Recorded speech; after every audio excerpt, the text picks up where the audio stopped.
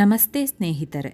ಜ್ಯೋತಿಷ್ಯ ಶಾಸ್ತ್ರದ ಪ್ರಕಾರ ಕೆಲ ರಾಶಿಯವರಿಗೆ ಮಕರ ಸಂಕ್ರಾಂತಿಯಂದು ಶ್ರೀಮಂತರಾಗುವ ಯೋಗವಿದೆ.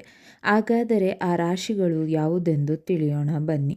ಮಕರ ಸಂಕ್ರಾಂತಿ ವರ್ಷದ ಮೊದಲ ಪ್ರಮುಖ ಹಬ್ಬವಾಗಿದೆ. ಸಂಕ್ರಾಂತಿಯಂದು ಸೂರ್ಯ ಮಕರ ರಾಶಿಗೆ ಸಾಗಲಿದ್ದಾನೆ. ಹೀಗೆ ಮಕರ ರಾಶಿಗೆ ಸೂರ್ಯ ಸಂಚಾರವನ್ನು ಮಕರ ಸಂಕ್ರಾಂತಿ ಎಂದು ಕರೆಯಲಾಗುವುದು. ಈ ದಿನ ಜ್ಯೋತಿಷ್ಯದಲ್ಲೂ ತುಂಬ ವಿಶೇಷವಾಗಿದೆ. ಯಾಕೆಂದರೆ ಮಕರ ರಾಶಿಗೆ ಸೂರ್ಯ ಪ್ರವೇಶ ಮಾಡಿದಾಗ ಅದಾಗಲೇ ಶುಕ್ರ ಮಕರ ರಾಶಿಯಲ್ಲಿ ಸಾಗುತ್ತಿರುತ್ತಾನೆ. ಹೀಗಾಗಿ ಇದೊಂದು ವಿಶೇಷ ಹಾಗೂ ಅಪರೂಪದ ಘಟನೆಯಾಗಿದೆ.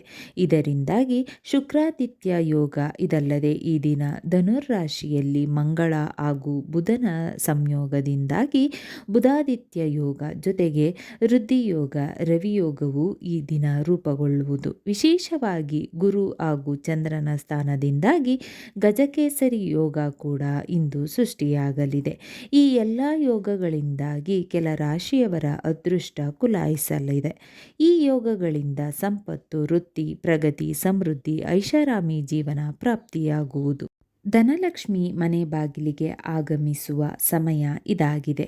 ಹಾಗಾದರೆ ಮಕರ ಸಂಕ್ರಾಂತಿ ಸಮಯದಲ್ಲಿ ಯಾವ ರಾಶಿಯವರಿಗೆ ಕೋಟ್ಯಾಧಿಪತಿಯಾಗುವ ಯೋಗ ಎಂದು ತಿಳಿಯೋಣ ಬನ್ನಿ. ಮೊದಲನೆಯ ರಾಶಿ ಮೀನ ರಾಶಿ. ಮೀನ ರಾಶಿಯವರಿಗೆ ಶನಿ ಗ್ರಹ ಅಪಾರ ಸಂಪತ್ತು ಮತ್ತು ಸೌಭಾಗ್ಯವನ್ನು ತರಲಿದೆ. ಹೂಡಿಕೆಯಿಂದ ಲಾಭ ಪಡೆಯುವಿರಿ. ಆರ್ಥಿಕ ಬಿಕ್ಕಟ್ಟುಗಳು ಬಗೆಹರಿದು ನೆಮ್ಮದಿಯ ಜೀವನ ನಡೆಸಲು ಸಾಧ್ಯವಾಗುವುದು. ಮನೆಯಲ್ಲಿ ಶುಭ ಕಾರ್ಯಗಳು ನಡೆಯುವುದರಿಂದ ಸಂತೋಷದ ವಾತಾವರಣ ಹರಡಲಿದೆ. ಅಲ್ಲದೆ ಎಲ್ಲ ಕಾರ್ಯಗಳಲ್ಲಿ ಕುಟುಂಬದ ಬೆಂಬಲ ಸಿಗುವುದರಿಂದ ಆರ್ಥಿಕ ಅಭಿವೃದ್ಧಿಯನ್ನು ನೀವು ಕಾಣುವಿರಿ. ಜೊತೆಗೆ ಶನಿದೇವನ ಕೃಪೆಯಿಂದ ಜೀವನದಲ್ಲಿ ಸ್ಪಷ್ಟತೆ ಮತ್ತು ಶಿಸ್ತು ಮೂಡಲಿದ್ದು ಅಪೂರ್ಣಗೊಂಡಿದ್ದ ಕೆಲಸಗಳು ಸುಲಭವಾಗಿ ಪೂರ್ಣಗೊಳ್ಳುತ್ತವೆ. ಅಷ್ಟೇ ಅಲ್ಲದೆ ಪ್ರಭಾವಿ ವ್ಯಕ್ತಿಗಳ ಪರಿಚಯದಿಂದ ಭವಿಷ್ಯದ ದಾರಿ ಸುಗಮವಾಗುವುದು. ಯಾವುದೇ ಕೆಲಸವನ್ನು ಧೈರ್ಯವಾಗಿ ಮಾಡುತ್ತಾ ಮುನ್ನಡೆಯುವಿರಿ. ಮೀನರಾಶಿಯವರು ಪ್ರೇಮ ಜೀವನದಲ್ಲಿ ನಿಮ್ಮ ಹೃದಯವು ಅತ್ಯಂತ ಮುಖ್ಯ. ಆದ್ದರಿಂದ ಸಾಧ್ಯವಾದರೆ ಸಿಹಿಯಾಗಿ ಮಾತನಾಡಿ ಮತ್ತು ನಿಮ್ಮ ಸಂಗಾತಿಗಾಗಿ ಪ್ರೀತಿಯ ಸಂದೇಶ ಅಥವಾ ಸ್ವಲ್ಪ ಸಮಯ ಅವರಿಗಾಗಿ ಮೀಸಲಿಡಿ. ಒಟ್ಟಿಗೆ ಕಳೆಯುವಂತಹ ಸಣ್ಣ ವಿಷಯಗಳಿಗೆ ಗಮನ ಕೊಡಿ. ನೀವು ಕುಟುಂಬದೊಂದಿಗೆ ವಾಸಿಸುತ್ತಿದ್ದರೆ ಸಾಮರಸ್ಯವನ್ನು ಕಾಪಾಡಿಕೊಳ್ಳಲು ಸಣ್ಣ ಮನೆ ಕೆಲಸಗಳನ್ನು ಸಹಾಯ ಮಾಡಿ. ನೀವು ಒಂಟಿಯಾಗಿದ್ದರೆ ಸಭ್ಯರಾಗಿರಿ ಮತ್ತು ನಿಮ್ಮನ್ನು ಪರಿಚಯಿಸಿಕೊಳ್ಳಲು ಸಿದ್ಧರಾಗಿರಿ. ಸೀಮಿತವಾಗಿರಬೇಡಿ. ಅತಿಯಾದ ನಾಟಕವನ್ನು ತಪ್ಪಿಸಿ ಮತ್ತು ನಿಮ್ಮ ಸಂಭಾಷಣೆಗಳನ್ನು ಪ್ರಾಮಾಣಿಕವಾಗಿರಿಸಿಕೊಳ್ಳಿ. ನೀವು ನಿಮ್ಮ ಕುಟುಂಬದ ಸಂಪ್ರದಾಯಗಳನ್ನು ಗೌರವಿಸಬೇಕು. ನಿಮ್ಮ ನಿರೀಕ್ಷೆಗಳನ್ನು ಹಂಚಿಕೊಳ್ಳಿ. ನೀವು ಸಂಬಂಧಗಳಲ್ಲಿ ನಗುತ್ತಿದ್ದರೆ ನಿಮ್ಮ ಸಂಬಂಧದಲ್ಲಿನ ಪ್ರೀತಿ ಗಾಢವಾಗುತ್ತದೆ. ವೃಶ್ಚಿಕ ರಾಶಿ. ವೃಶ್ಚಿಕ ರಾಶಿಯವರಿಗೆ ಈ ಸಂಕ್ರಾಂತಿಯಂದು ಶುಕ್ರ ಬುಧ ಸಂಯೋಗದ ಶುಭ ಫಲ ಸಿಗುವುದು. ಈ ಸಮಯದಲ್ಲಿ ನಿಮ್ಮ ಆದಾಯದ ಮೂಲಗಳು ಹೆಚ್ಚಾಗಲಿವೆ. ಸಾಲವಾಗಿ ನೀಡಿದ ಹಣ ನಿಮ್ಮ ಕೈ ಸೇರುವ ಸಾಧ್ಯತೆ ಉಂಟು. ಕಠಿಣ ಪರಿಶ್ರಮಕ್ಕೆ ತಕ್ಕ ಪ್ರತಿಫಲ ಸಿಗಲಿದ್ದು ವಿದೇಶಿ ಮೂಲಗಳಿಂದ ಹಣ ಬರುವ ಯೋಗವೂ ಇದೆ. ಈ ಸಮಯ ನಿಮಗೆ ಯಶಸ್ಸಿನ ಅವಧಿ ಎನ್ನಬಹುದು. ಗುರುವಿನ ಕೃಪೆಯಿಂದಾಗಿ ಶ್ರಮಕ್ಕೆ ತಕ್ಕ ಪ್ರತಿಫಲ ದೊರೆಯಲಿದೆ. ಪಾಲುದಾರಿಕೆ ವ್ಯವಹಾರದಲ್ಲಿ ಲಾಭ ಸಿಗುವುದು. ಹೊಸ ಯೋಜನೆಗಳು ಯಾವುದೇ ಅಡೆತಡೆ ಇಲ್ಲದೆ ಪೂರ್ಣಗೊಳ್ಳುತ್ತವೆ. ಮಾನಸಿಕ ಒತ್ತಡ ಕಡಿಮೆಯಾಗಿ ಆರೋಗ್ಯದಲ್ಲಿ ಚೇತರಿಕೆ ಕಂಡುಬರಲಿದೆ. ಈ ಸಮಯದಲ್ಲಿ ನೀವು ಮಾಡುವ ಯಾವುದೇ ಕೆಲಸ ದುಪ್ಪಟ್ಟು ಲಾಭವನ್ನು ತಂದು ಕೊಡುವುದರಿಂದ ಸಂಪತ್ತು ದ್ವಿಗುಣವಾಗುವುದು. ಇದಲ್ಲದೆ ಜಾತಕದಲ್ಲಿ ಎಲ್ಲ ಗ್ರಹಗಳ ಸ್ಥಾನ ಅದ್ಭುತವಾಗಿರುವುದರಿಂದ ಬೇಡಿದ ವರ ಪ್ರಾಪ್ತಿಯಾಗುವ ಸುಸಂದರ್ಭ ಇದಾಗಿದೆ. ಶುಕ್ರವಾರ ಲಕ್ಷ್ಮೀದೇವಿಯ ಆರಾಧನೆ ಮಾಡುವುದು ಉತ್ತಮ. ವೃಶ್ಚಿಕ ರಾಶಿಯವರ ಭಾವನೆಗಳು ಆಳವಾಗಿರುತ್ತವೆ ಮತ್ತು ನೀವು ಭಾವಿಸುವುದು ನಿಜವಾಗಿರುತ್ತದೆ. ನಿಮ್ಮ ಹೃದಯವನ್ನು ತೆರೆದು ಮಾತನಾಡುವುದರಿಂದ ಸಂಬಂಧಗಳಲ್ಲಿ ಅನ್ಯೋನ್ಯತೆ ಹೆಚ್ಚಾಗುತ್ತದೆ.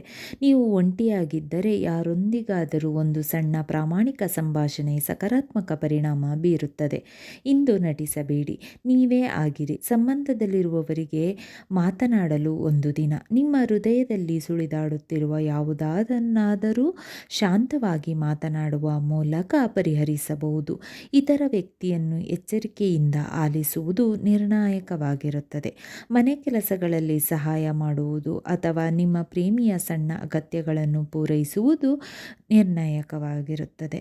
ಕುಟುಂಬದ ಮೌಲ್ಯಗಳು ಮತ್ತು ಸಂಪ್ರದಾಯಗಳನ್ನು ಗೌರವಿಸುವುದು ನಿಮ್ಮ ಸಂಬಂಧವನ್ನು ಬಲಪಡಿಸುತ್ತದೆ. ತಾಳ್ಮೆ ಮತ್ತು ಸತ್ಯವು ಇಂದು ನಿಮ್ಮ ದೊಡ್ಡ ಶಕ್ತಿಗಳಾಗಿವೆ. ಮಕರ ರಾಶಿ. ಸೂರ್ಯನು ಮಕರ ರಾಶಿಗೆ ಪ್ರವೇಶಿಸುವುದರಿಂದ ಈ ರಾಶಿಯವರಿಗೆ ರಾಜಯೋಗ ಆರಂಭವಾಗುವುದು. ಆರ್ಥಿಕ ಸ್ಥಿತಿ ಗಣನೀಯವಾಗಿ ಸುಧಾರಿಸಲಿದೆ. ದೀರ್ಘಕಾಲ ಆಸೆಗಳು ಈ ಸಮಯದಲ್ಲಿ ಈಡೇರಲಿವೆ. ಸ್ವಂತ ಉದ್ಯಮ ಹೊಂದಿರುವವರಿಗೆ ದೊಡ್ಡ ಮಟ್ಟದ ಹೊಸ ಒಪ್ಪಂದಗಳು ಸಿಗಲಿವೆ. ಸಂಕ್ರಾಂತಿ ಸಮಯದಲ್ಲಿ ಕನ್ಯಾ ರಾಶಿಯವರಿಗೆ ವೃತ್ತಿ ಜೀವನದಲ್ಲಿ ದೊಡ್ಡ ಯಶಸ್ಸು ಕಾದಿದೆ. ಕೆಲಸದ ಸ್ಥಳದಲ್ಲಿ ಗೌರವ ಮತ್ತು ಪ್ರತಿಷ್ಠೆ ಹೆಚ್ಚಾಗುವುದು. ವಿದೇಶ ಪ್ರಯಾಣದ ಅವಕಾಶಗಳು ಒದಗಿ ಬರಲಿದೆ. ವಿದ್ಯಾರ್ಥಿಗಳಿಗೆ ಏಕಾಗ್ರತೆ ಹೆಚ್ಚಾಗಿ ಸ್ಪರ್ಧಾತ್ಮಕ ಪರೀಕ್ಷೆಗಳಲ್ಲಿ ಉತ್ತಮ ಫಲಿತಾಂಶ ಪಡೆಯುವಿರಿ. ಈ ಸಮಯದಲ್ಲಿ ಕೈಗೊಳ್ಳುವ ಎಲ್ಲ ಹಣಕಾಸಿನ ನಿರ್ಧಾರಗಳು ಹೆಚ್ಚು ಫಲಪ್ರದವಾಗಲಿದೆ. ಸೂರ್ಯದೇವರು ಮತ್ತು ವಿಷ್ಣುವಿನ ಆಶೀರ್ವಾದವನ್ನು ಏಕಕಾಲದಲ್ಲಿ ಪಡೆಯಲು ಸಾಧ್ಯವಾದಾಗ ಇಂತಹ ಅಪರೂಪದ ಕಾಕತಾಳೀಯ ಅಪರೂಪ. ಇದಲ್ಲದೆ ಈ ದಿನಾಂಕದಂದು ಶುಭ ಅವಧಿಯು ಪ್ರಾರಂಭವಾಗುತ್ತದೆ. ಈ ಸಮಯದಲ್ಲಿ ಪೂಜೆ, ಪಠಣ ಮತ್ತು ದಾನಗಳನ್ನು ಮಾಡುವುದು ಉತ್ತಮ. ಮಕರ ಸಂಕ್ರಾಂತಿಯ ರಾತ್ರಿ ಸೂರ್ಯನು ಮಕರ ರಾಶಿಗೆ ಸಾಗುತ್ತಾನೆ. ಈ ಸಂಯೋಗದ ಸಮಯದಲ್ಲಿ ಮಾಡಿದ ದಾನಗಳು ಮತ್ತು ಪವಿತ್ರ ನದಿಗಳಲ್ಲಿ ಸ್ನಾನ ಮಾಡುವುದು ಹೆಚ್ಚು ಫಲಪ್ರದವೆಂದು ಪರಿಗಣಿಸಲಾಗುತ್ತದೆ. ಮಕರ ರಾಶಿಯಲ್ಲಿ ಅನೇಕ ಗ್ರಹಗಳು ಸಂಯೋಗದಿಂದ ಇರುವುದರಿಂದ ನಿಮಗೆ ಅದೃಷ್ಟದಿಂದ ಸಂಪೂರ್ಣ ಬೆಂಬಲ ಸಿಗುತ್ತದೆ. ಗಜಕೇಸರಿ ಯೋಗ ಮಾತ್ರವಲ್ಲ, ಇನ್ನೂ ಅನೇಕ ರಾಜಯೋಗಗಳು ಒಟ್ಟಿಗೆ ಬರಲಿದೆ. ಚತುರ್ಗ್ರಹಿ ಯೋಗ. ಮಕರ ರಾಶಿಯಲ್ಲಿ ಬುಧ, ಮಂಗಳ, ಶುಕ್ರ ಮತ್ತು ಸೂರ್ಯರ ಸಂಯೋಜನೆಯಿಂದಾಗಿ ಈ ಯೋಗವು ರೂಪುಗೊಳ್ಳುತ್ತಿದೆ. ಲಕ್ಷ್ಮೀನಾರಾಯಣ ಯೋಗ. ಬುಧ ಮತ್ತು ಶುಕ್ರ ಗ್ರಹಗಳ ಸಂಯೋಗವು ಈ ಶುಭ ಯೋಗವನ್ನು ಸೃಷ್ಟಿಸುತ್ತದೆ. ಇದು ವ್ಯಾಪಾರ ಮತ್ತು ಆರ್ಥಿಕ ವಹಿವಾಟುಗಳಿಗೆ ಪ್ರಯೋಜನಕಾರಿಯಾಗಿದೆ. ಬುಧಾದಿತ್ಯ ಮತ್ತು ಶುಕ್ರಾದಿತ್ಯ ಯೋಗ. ಬುಧ ಮತ್ತು ಶುಕ್ರರೊಂದಿಗೆ ಸೂರ್ಯನ ಸಂಯೋಗವು ಗೌರವ ಮತ್ತು ಖ್ಯಾತಿಯನ್ನು ಗಳಿಸಲು ಸಹಾಯ ಮಾಡುತ್ತದೆ. ಮಕರ ರಾಶಿಯ ಗುಣಲಕ್ಷಣಗಳೆಂದರೆ ಯಾವುದೇ ಪರಿಸ್ಥಿತಿಗಳಲ್ಲಿಯೂ ಮಕರ ರಾಶಿಯವರನ್ನು ನೀವು ನಂಬಬಹುದಾಗಿದೆ. ನಂಬಿಕೆಗೆ ಅರ್ಹ ಆಗಿರುವಂತಹ ವ್ಯಕ್ತಿತ್ವವನ್ನು ಅವರು ಹೊಂದಿರುತ್ತಾರೆ. ಪ್ರತಿಯೊಂದು ವಿಚಾರಗಳನ್ನು ಕೂಡ ಅರಿತುಕೊಳ್ಳುವಂತಹ ಪ್ರಬುದ್ಧತೆಯನ್ನು ನೀವು ಅವರಲ್ಲಿ ಗಮನಿಸಬಹುದಾಗಿದೆ.